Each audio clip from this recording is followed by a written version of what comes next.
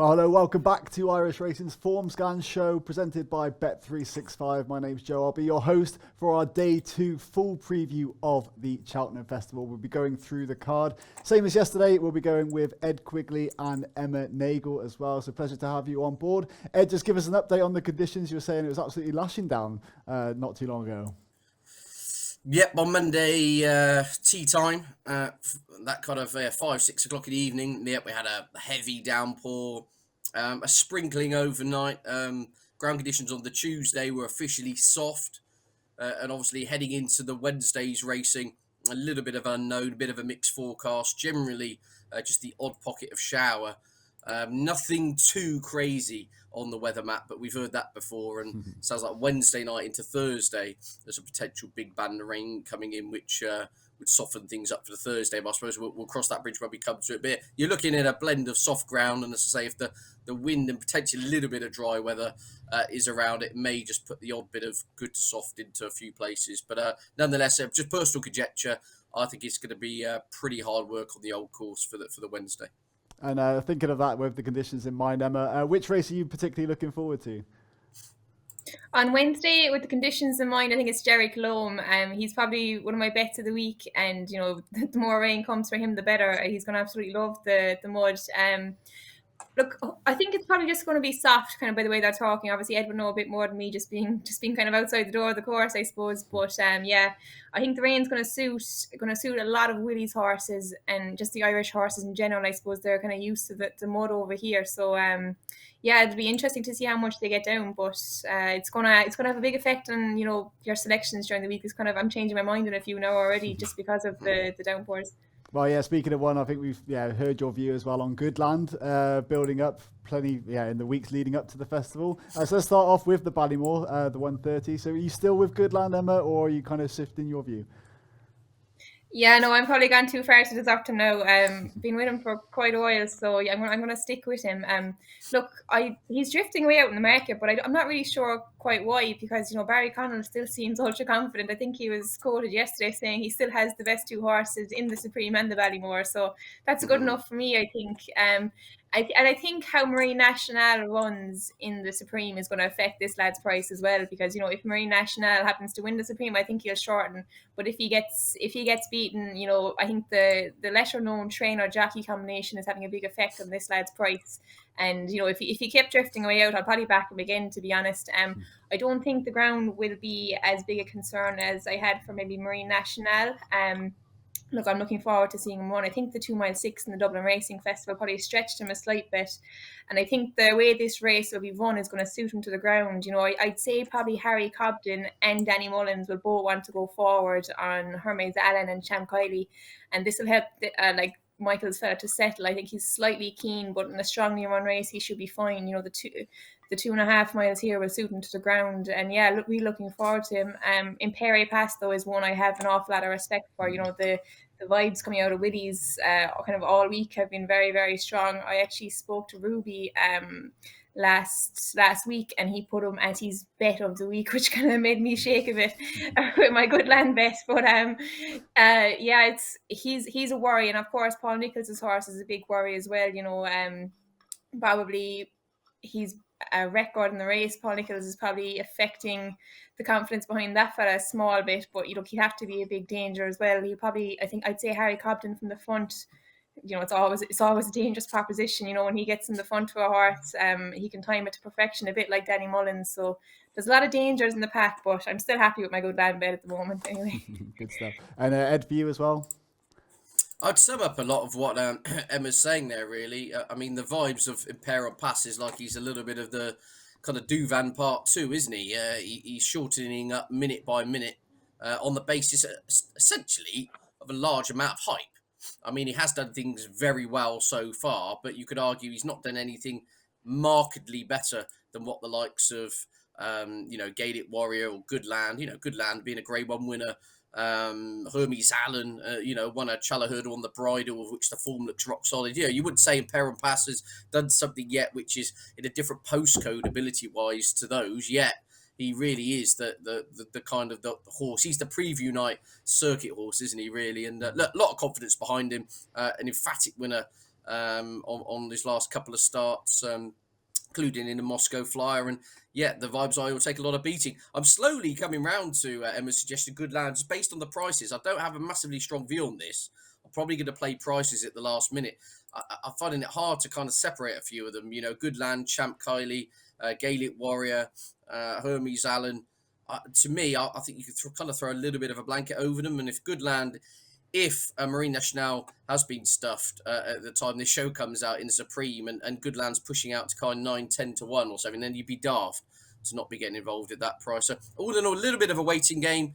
The one I will back, regardless of weighting, I'll back something towards the top to take on Imperon Pass or Value Grounds. But American Mike, I find it a bit strange they're bothering to run him at all, unless there's something we don't know. I mean, this horse was highly regarded, in his bumper days. Obviously, was unbeaten coming into last year's champion bumper. Went off second favourite to Facile Vega and chased home Facile Vega. Things just haven't gone right at all this season, have they? Won on debut in pretty convincing fashion, and then it was a deplorable run when beating it 2-7 at Navan. And then I kind of forget last time out's run at Navan when dropped back to minimum trip on good ground. He missed his engagement in getting qualified for a handicap, and part of me is thinking, why bother bringing him all the way here just for a day out? Is he a social runner? I don't know, but he's got the tongue time for the first time. Davy Russell on board for the Gordon Elliott team. We've got an excellent record in this race in recent years, and he's a big old price at 40 to 1. I might look in the each way without Imperon Pass market, something like that. I'm just convinced we are yet to see the best of American Mike. I think they step back up in triple suit. And again, he's got plenty of form with given the ground. So on Value Grounds, I'm going to take on the Clough Sutton Hot Pot. I'm going to keep my eyes on the prices, but I definitely will be having a little tickle on American Mike because I said on his bumper form, he's not a million miles, or if it probably was a better bumper horse. A lot of horses taking part this week, and I just feel we're yet to see the true ceiling of his ability. Nice one. That sums up nicely. Yeah, potential value there from Ed. Let's move on to the next race on the card. So, of course, the Brown Advisory. Now, Emma, I know you're really keen on one in here. So just take us through your selection. Yeah, Jerry Clome is my one here. I've liked him for a long time. I think I put him in my horses to follow earlier in the year, so I've been kind of following him since. And I think, like, with the rain that's coming, the conditions are just going to be so optimal for him. Last time out at Sandown, I think he just proved the class he had to win over the 2 mile 4 on kind of nice-ish ground, which wouldn't suit this fella at all. He'd be a real stayer. Probably Gold Cup horse and waiting. I think Gordon was even considering the National Hunt Chase at one stage. So, the longer the better and the softer the better for this guy. And it looks like it's just going to be perfect for him on the day. Just looking through the race, like, it's probably not a vintage renewal of the Brown Advisory. Like, you're looking at it and there has been money for Sir Gerhard, which I kind of find hard to understand, to be honest. Like, he's coming into it with very, very little chase experience. Obviously, he's a very classy horse. Like, he was brilliant last year and brilliant in the bumper as well the year before. But, the 3 miles is a total unknown, and his jumping is probably less than convincing, you'd have to say. So I'd find it hard to see him beating Jerry. And apart from that, look, the real whacker has to get a bit of respect as well. But in my head, I think Jerry Clome is probably just a class above this lot. And yeah, he's getting sweeter by the day for me, to be honest. Mm-hmm. And Ed, do you share that view? Is Jerry Clome just too good here? Absolutely, I'm very much in the Jerry Clome paid up fan club. I think he's ticking every box. I mean, even if we don't get any more rain, the point being the ground's going to be plenty soft enough for him by the time of the race. The ground's going to be softer than it was at Sandown, and he still managed to get the job done over an inadequate trip on that occasion, stretching out to 3 miles over fences here. I think he's ticking every box. He's pretty much kind of gone into my. He's pretty much in all my multiples for the week. He's pretty much my Cheltenham Festival banker, really. I'd be disappointed if jumping the last he wasn't staying on better than anything else. There is a slight danger he's susceptible to inverted commas quicker horses, but history would tell you that's probably not what you want in order to win this contest. You want a proper future Gold Cup, a slogger, somebody who's going to really tough it out. And I'm finding it hard to find faults in Jerry Clome. Emma's right. The massive choker in the pack is Sir Gerhard, who, let's not forget, has been to 2 Cheltenham Festivals, won 2 Grade 1s, and on hurdling ability will be giving about a stone to most of these in a handicap hurdle, if you see what I'm saying. He's inverted commas, I think, the best horse here, but it is a most unusual kind of preparation coming into a Brown advisory. I mean, the fact, I think we flagged it up a few weeks ago, that Willie Mullins in his entire training career has never sent a horse to the Brown advisory on the back of just one chase start. So it's a very unusual trend, a very unusual tactic for Mullins to send a horse this route off such little experience over fences. Now, it could be, if he can kind of fiddle his way over, his raw class could keep him in it. But I think you're not getting much of a price now to find out. Outside of that, I wonder if the biggest danger could come from down the bottom here, from Harry Skelton's mare, Galliard des Lettres, something like that. I mean, my French is nearly as good as Stephen Harris's, so I'm sure he'll correct me on it on a later show. But essentially, this, obviously, she's getting her a £7 mare's allowance, and she just absolutely loves soft ground. She dotted up in a minor event at Bangor on Dee when it was a listed race. She won doing handstands on that occasion when the mud was flying. She made a jumping error in the grey one at Christmas, and was pulled up afterwards. So I put a line through that, but then came roaring back to success in a Grade 2 last time out on softer, heavy ground at Warwick. She's just an out-and-out galloper. It would be a case of, I think Connections would absolutely love it if they wake up and see the rain kind of bouncing off the tarmac outside that hotel window in the morning, if you see what I'm saying. So, yeah, a Galliard de Lettres in receipt of the weight, if you factor in a £7 mare's allowance, it kind of only on official ratings puts her £1 behind Jerry Colomb. So I do think soft ground and her mare's allowance does bring her into it. For all, I think she's got to kind of step up a bit in terms of raw ability. But fascinating race. I'm Jerry Colomb all the way, and Galliard de Lettres, I think, could run into a place. Lovely stuff. All right, let's move on to a race that's going to be really hard to fathom and to pick a winner in. But Emma, I'll start with you. You've got a couple of fancies here in the Coral Cup. Yeah, I mean, it's probably as hot as a handicap as you could find. So I've been kind of looking at some of the trends of the race to try and narrow it down a small bit, because you could nearly make a case for any amount of the horses in this. But just looking at the trends for the last few years, I think 11 of the last 13 winners have been rated over 140, which narrowed it down slightly for me, even though there is probably one below that rating who I fancy a small bit too. I'll come on to him a bit later. I think age as well is probably a key trend. You know, I think all kind of unexposed horses kind of do best in this. I think 12 of the last 16 winners had 10 or less hurdle runs to their name. So the one that I'm kind of landing on at the moment is Phil Dore. Look, I know he's top weight, but he's probably just the classy animal in the pack. You know, he beat Sharjah last time, which was a massive one, I think, in the Red Mills hurdle at Goran on heavy ground. So he's ground versatile. He won't mind how much rain comes.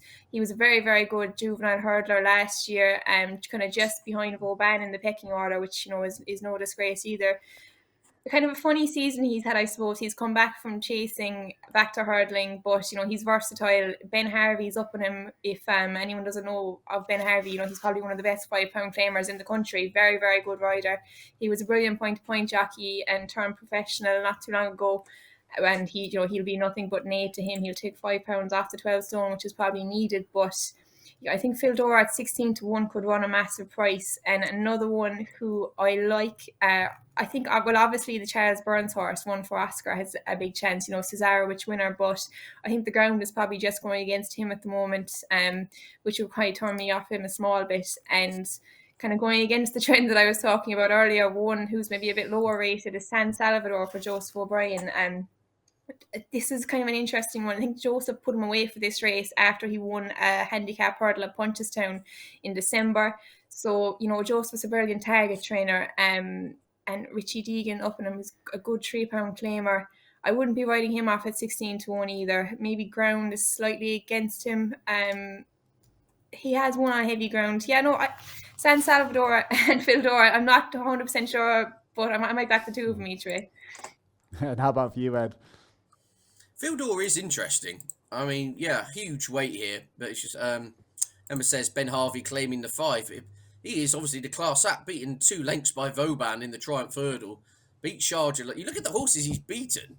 Last 3 horses he's beaten: Sharjah, Saint Roi, and and finished runner-up to Vauban. I mean, he's on that kind of fringe champion hurdle class, isn't he? So, up to 2 miles 5, to be honest with you, it's shaped as though that is exactly where he would improve. I've always thought that last year. I mean, there was talk this year he was perhaps going to go up the kind of the Turners route over fences. Obviously, Connections have got Mighty Potter I don't think he's out of this, despite the bit. A lot of people will be put off by huge weight, especially of this side of the of the Irish Sea. A lot of people won't know a lot about Ben Harvey. See Phil Daw with a big weight and probably put a line through.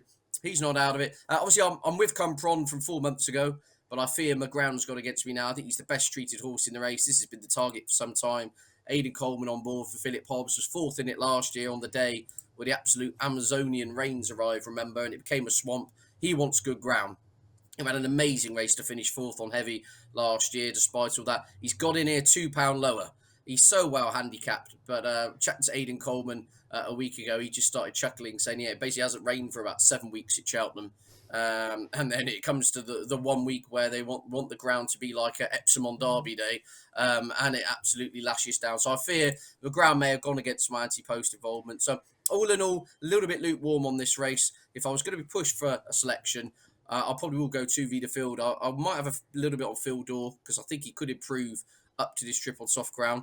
But Paul Nolan's horse, HMS Seahorse, definitely one to take note of here. It's been clobbered by the British assessor. Has been given an £11 rise after winning a Navan handicap last time out, but it's totally unexposed at this trip. I thought he thrived stepping up to 2.5 on soft ground last time out. As I said, he's been hit a little bit by the...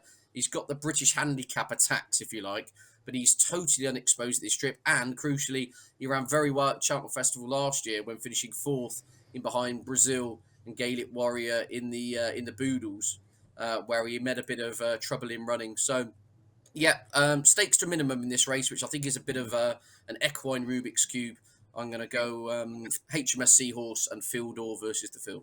Lovely stuff. Well, yeah, potential value there with Phil Daw 16-1. That's a good outside bet by the look of things. Right, let's move on to the next race. So the Champion Chase, the big one on day 2, and it's almost like flipping a coin between these two at the top of the market. Ed, just take us through your final thoughts. How have conditions changed things for you, and are you on either Edwardstone or Energumene? Well, in my view, I think you can flip a coin and it comes down the same answer both sides, and that's Edwardstone wins this quite convincingly. I really think. Look, of course, he was a devastating winner in the Tingle Creek earlier in the season. They didn't see which way he went. I mean, it was incredibly impressive.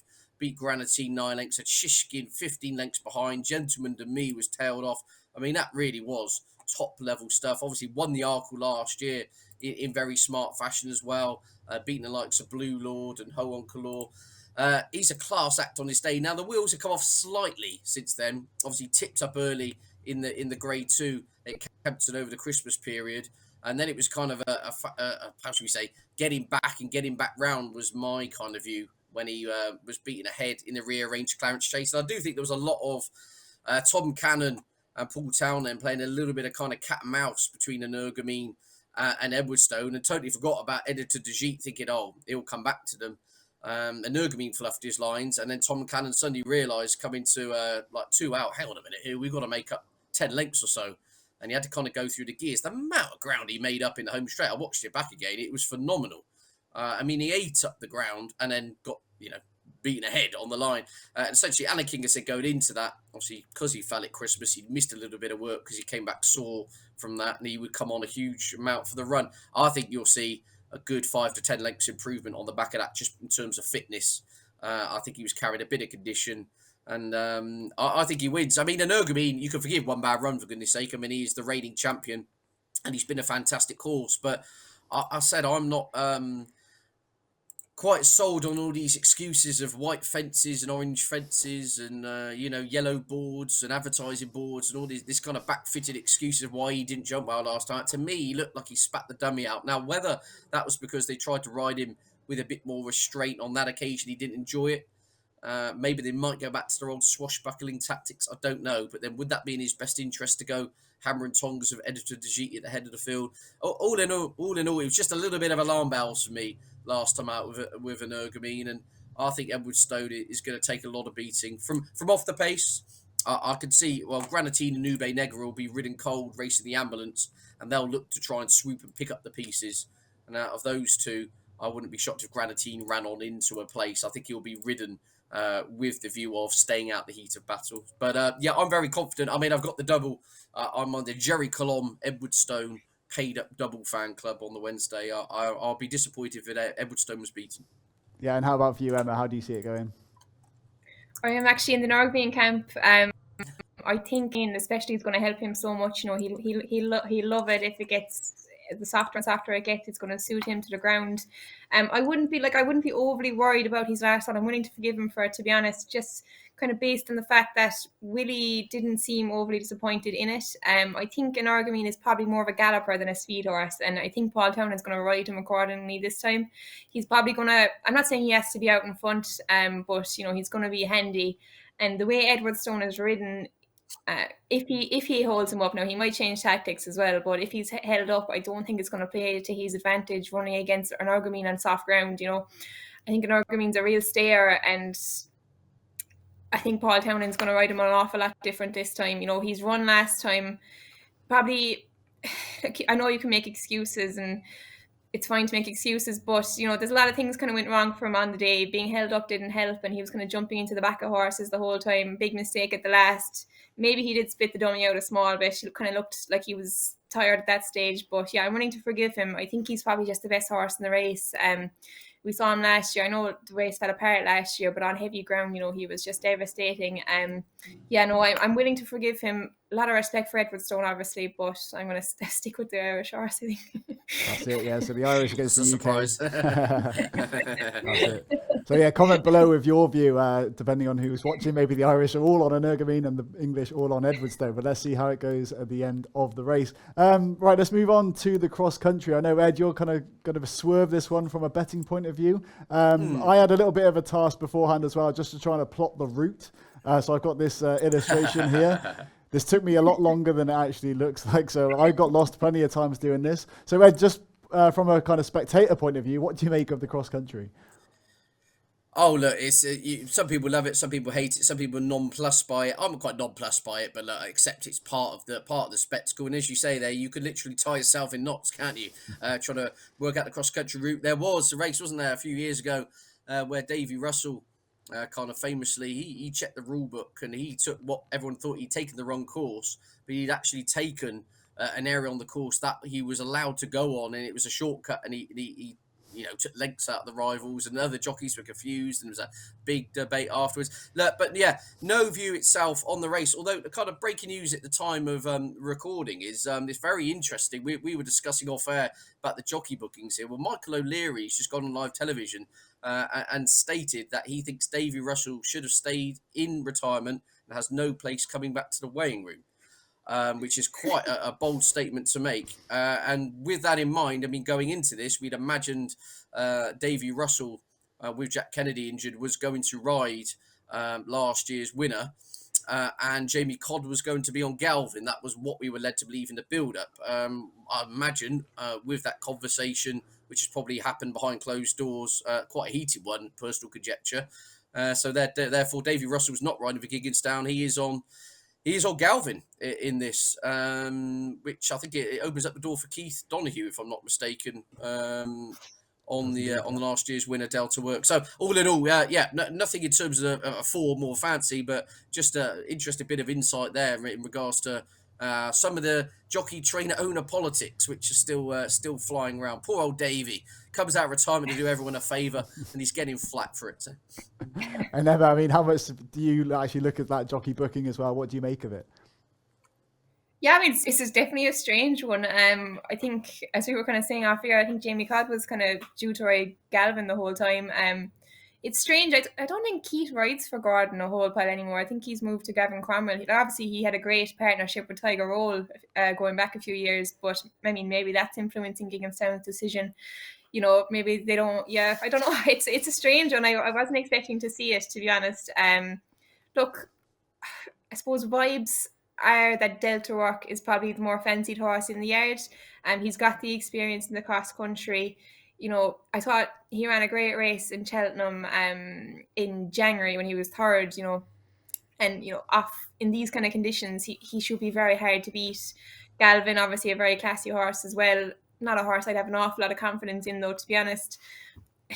Not a big fan of this race either, as a kind of a betting point of view. Look, I don't mind watching it, but it's kind of hard to judge. You could see a good horse coming back maybe from conventional chasing, but you just don't know how they're going to take to the fences. So it's kind of a real guessing game, really. Like, looking at it, just kind of from a general point of view, I like Franco de Port. He's a horse who kind of runs well in behind good horses a lot of the time in big kind of grade 1 chases. But would he like the cross country? Who knows? Yeah, I probably won't be betting anything in this. If I was gonna maybe throw something into an accumulator, it might be a Delta work. But yeah, no major angle in this. Interesting to see jockey booking, so kind of adds another spice to the race, I suppose. Absolutely. All right, so no strong opinions here on who's going to win, but yeah, obviously play it safe if you're going to be betting on the race.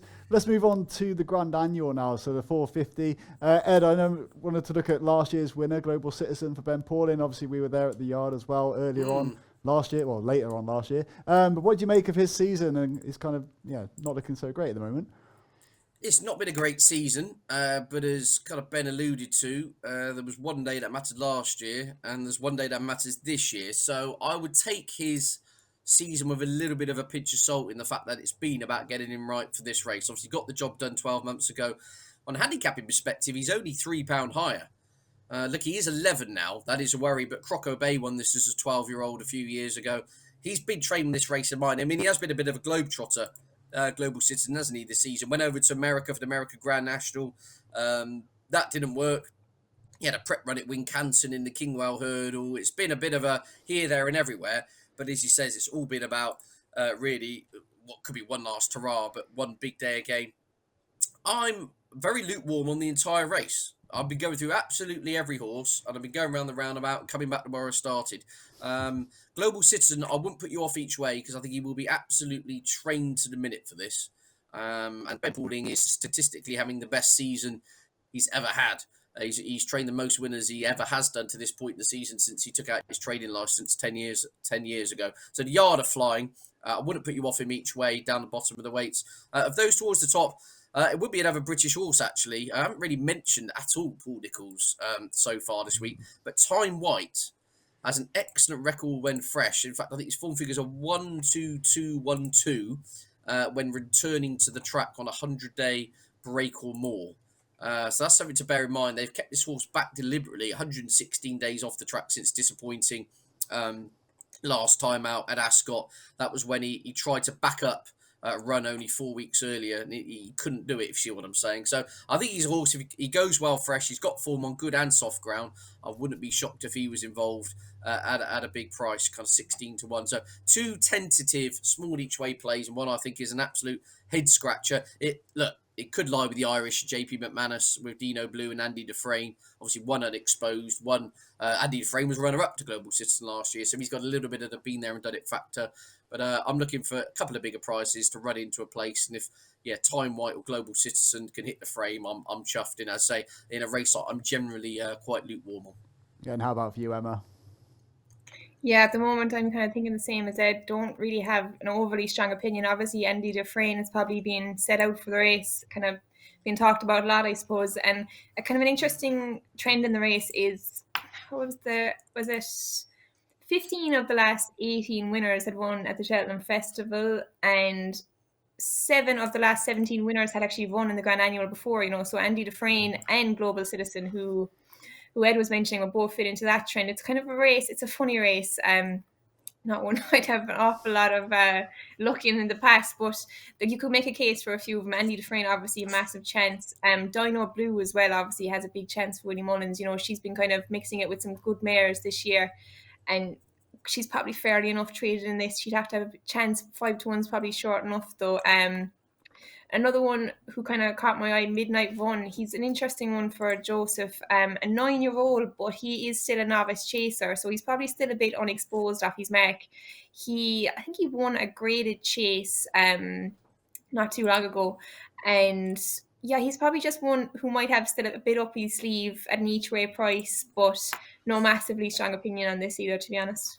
No, Midnight Run, one of my favourite films of all time as well. If you've ever seen Midnight Run, it's a great film. So 20-1 outside shot potentially. Moving on then to the final race on day 2. Ed, take us away here. The champion bumper. Willie Mullins is to lose if you look at the trends. Yeah, absolutely. If you're looking at the trends, I'm going to buck the trend here. I might have gone absolutely mad, which, to be fair, is totally plausible. I've had a little bit on one of the British runners here, and that's not in fact trained in England or Ireland or anything to do with that. Alan King, this is quite a funny stat. Alan King has 2 runners all week. which is mad to think about it. Willie Mullins has more runners in the Supreme than Alan King has it the whole festival. He has two. He has two runners on the Wednesday. One of them Edwardstone. This Favour and Fortune, horse number 11 here.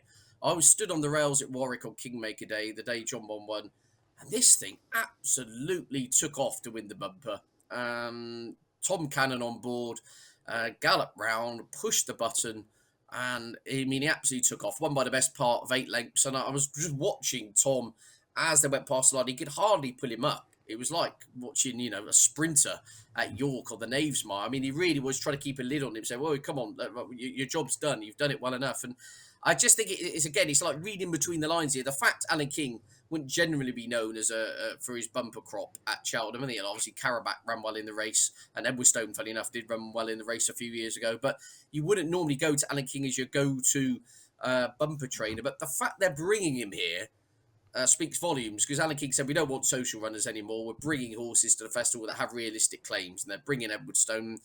Given it's owned by the ex-horse of late Mr. Trevor Hemmings, who you would always associate with Aintree. Straight away after, I thought, right, well, they'll put him away and run him in the Aintree, go to Aintree for the Aintree bumper or something in the spring. The fact they're rolling the dice here makes me think that they think they've got a viable chance of hitting the frame at least. The Willie Mullins electorate seems massively split, doesn't it? There doesn't seem to be an overall kind of Mullins hot pot coming out of it. You've heard most years, you hear your Sir Gerhard or your Kilcrit, or throughout the years there's been a Willie Mullins really like a number one bumper horse. I get the feeling they're all pretty good, but I'm not sure one of them is an outstanding candidate, and it may be a case they're all a little bit of a muchness, but at a good level. And so Favour of Fortune, there's shades a little bit of Q card here. Who of course won 15 years or so ago, absolutely dotted up in the champion bumper, and everyone before was like, oh, he's won a minor event coming into this, so the Irish they won't see which way he goes, and he basically repeated what he did in the minor event and went to Cheltenham and did it. And I think I'm not saying Favour of Fortune is going to be Q card, but what I'm trying to say is if he'd done that in an Irish bumper with the name's Mullins next to him, I think people would be sitting up and go, crikey, because it's Alan King. Everyone's going, oh, well, there's no chance. Just watch that replay of that Warwick bumper back if you haven't got a chance to see it. Regardless of whether he wins or loses this is a horse with a very bright future. He's pedigree-wise, he's a soldier of fortune out for Flemonsforth mare, so that would scream soft ground. He won on very quick ground at Warwick last time out, but he won on his debut when the mud was flying. So I don't think cutting the ground will be fine. He's 33-1. I generally think he's that on connections rather than what he's actually achieved. So I'm going to back him each way and hope he can hit the frame. Really strong words there for Favour and Fortune, Ed. And Emma, as well for you, again, the jockey bookings here on the Mullins horses. Does that take interest for you? Maybe slightly surprised to see Patrick on Fact to File. I thought he might have rode the Munir horse, or either Fun or It's For Me. So that was an interesting one. But I think he was pretty confident that he could overturn the form with John Kiley's horse on softer ground, which is interesting. Look, A Dream to Share, obviously, is probably the one to beat on form, but the ground has gone against him now. He's a flat-bred horse. You could look at his campaign before Leopardstown. He ran Tipperary and Roscommon, summer bumpers. So you wonder how worried are they about soft ground for this guy. Probably won't be in his favour, so that would turn me against him, especially at 7-2 is probably short enough. Look, I agree with Ed. I wouldn't be putting anyone off backing a big price horse here if you saw something in a bumper during the year, because I don't think there's a real standout performer in this. Just given what we've seen so far, so it's probably an open enough renewal. There's no kind of facile Vega in here, I don't think. I'm probably just with Better Days Ahead, just kind of sentimental reasons more than anything. We bred him, so I think the ground is going to suit him an awful lot as well. He's by Milan. He's going to be a real stayer. So, if it gets soft, it's not going to inconvenience him at all. He's a real honest horse. So I think, around 12-1, he's going to give you a great run for your money anyway, at least. But yeah, you can make a case for any amount of them you want. I wouldn't be putting anyone off their selection. So yeah, it's open renewal, but Better Days Ahead each way for me. Lovely stuff. Just very quick. Sorry, Joe. I'll just say very quickly. I think the reason Patrick's not riding Fun is he can't do the weight because she's the filly. He can't do the mare's allowance. He said he would need about 3 weeks in the sauna, eating a better diet than Joe in order to do the weight. Obviously, he bred Fun. And I think there was a little bit of moral dilemma going on. Would he almost be more annoyed if the horse he'd bred went and won without him on it? But anyway, that's all conjecture. But the reason is he can't do the 11 stone. It would have to be a real struggle for him. So that in part is the reason why he's not riding Fun. That makes sense. Now, Emma, I think we've got your best bet of the day in Jerry Colomb. But Ed, just give us your best bet for day 2. Jerry Colomb, absolutely. Jerry Colomb, I think he wins this, and I've been trying to get a price on him for next year's Gold Cup, but there's only kind of 14-1 floating about, which is incredibly mean, to be honest with you. But then saying that, if he dots up in this, like I think he's going to, he'll be about 5s or 6s, won't he, afterwards? So yeah, Jerry Colomb and Edwardstone. They're my kind of my win double. And I said if you're looking for one at a bigger price, it'd be Jerry Colomb's obvious. I do think Alan King's runner in the bumper, Favouring Fortune. I don't think he's out of place in the lineup at 33-1. And if he finished third, I wouldn't be shocked. Great stuff. Well, that wraps it up for our day 2 preview. Be sure to tune in tomorrow for our day 3 preview as well. So Emma, Ed, thanks a lot for your views for today. And be sure to subscribe to irishracing.com on YouTube as well for more videos. And as always, if you do follow our experts' advice, please gamble safely.